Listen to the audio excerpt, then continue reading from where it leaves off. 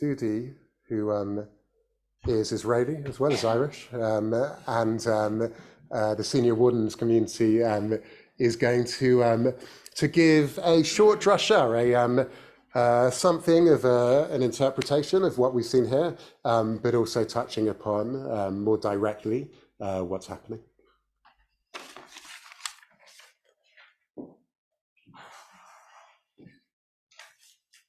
Shabbat shalom, everybody. Thanks, Benji. Yeah, I suppose like many of you, I've been feeling so many emotions, so many different conflicting emotions. I wasn't sure what I wanted to talk about, particularly how to pick on one. I didn't want to talk about anger. To be honest, I didn't even want to talk about courage.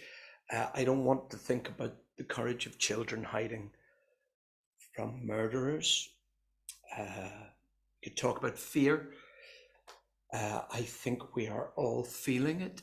Our fear of what happened, our fear of what is happening now, there in Israel, in Gaza, and here even in our own city, inside our own communities.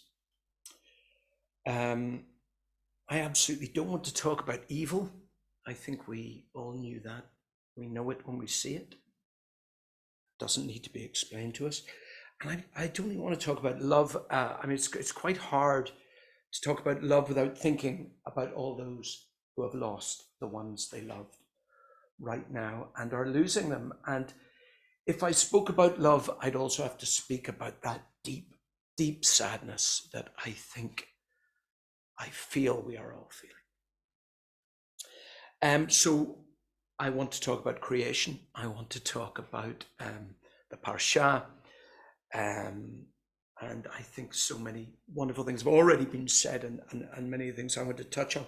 But that's our Parsha. In the beginning, it starts with, in the beginning, Bereshit bara Elohim et hashamayim ve'et haaretz. Is that right, Benji? Have I got that just about right? In the beginning, God created heaven and God created the earth, and that's how it begins. It all begins there.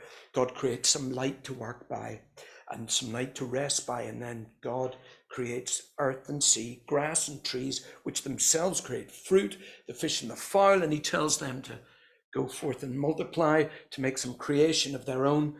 And then man and woman in God's image. And I was reading it today, I realized how they're created in two halves at once. It's only later that the idea of woman being created from God, from man, comes into Genesis. But they're created together in two halves. It's a true creative force, and that is the ultimate creative force. But they're created in God's image, as we've just been talking about, but God has no likeness. We're taught that the first day of our Hebrew school or whatever we go to, God has no face. That's idolatry. That's what we were taught. So what likeness? What image? How are we like God? In what way are we like God?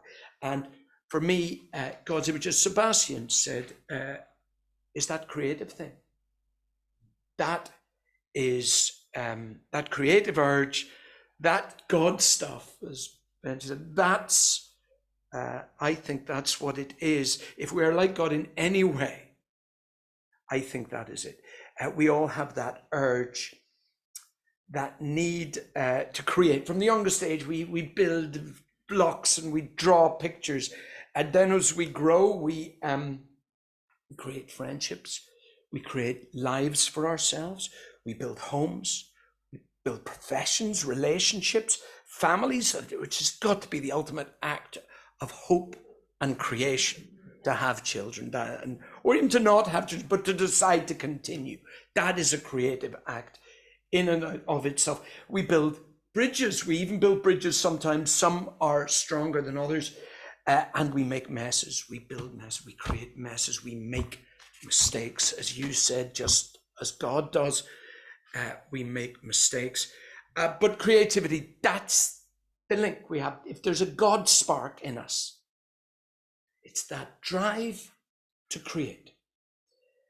But what we saw last Saturday, And what we're seeing now, and why we cannot reconcile ourselves to what we saw, is that it's the very opposite of creation. It is hollow, it's empty, and it's destruction.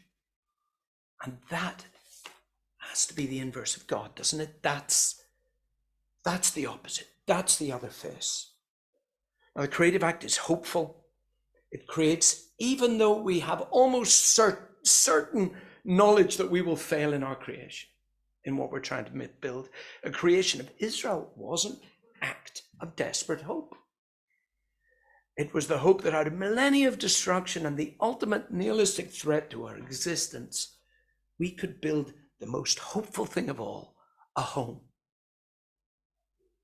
Now, today, in the middle of war, we need to find some way to keep hope alive. We need to believe in creation, and not just for ourselves. You know, I think we would all hold out a hand to anyone on any side who wants to create, to build a home for themselves.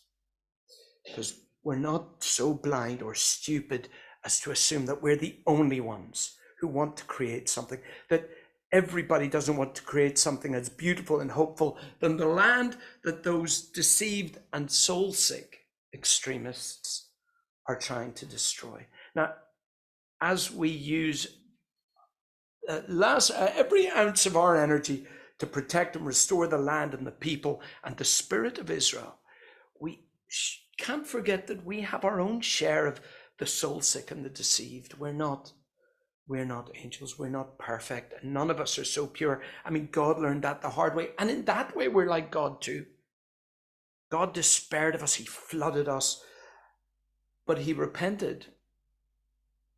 God repented to us, came back to us, and swore he'd never destroy us again, no matter how much we defile his creation by killing one another. Now, my prayer, my belief is that even now in the middle of war, that this is what will save us in the end. Jew and Muslim, Israeli, Palestinian, and the 99.999% of the world who are neither. But what will save us is the need to create. The ones who need to create will create. We're not the only ones. We know we're not alone. We know this. And that's not blind optimism or guesswork. We know there are those out there on the other side as well who want this. Rami Elchanan and Bassam Aramin both lost their daughters when they were young girls, when the two daughters were young girls. Smadar died in an explosion caused by suicide bombers. Bassam's daughter Abir was killed by a rubber bullet. Now they found one another and spread peace and hope and reconciliation. Now the ones who want to destroy, the ones who destroy, can only create destruction. But as they destroy and murder, we know that you can't build out of destruction. Destruction offers only more destruction, but ultimately it consumes itself. It cannot survive. But we will still create and hope and love and find the courage to live again. Shach.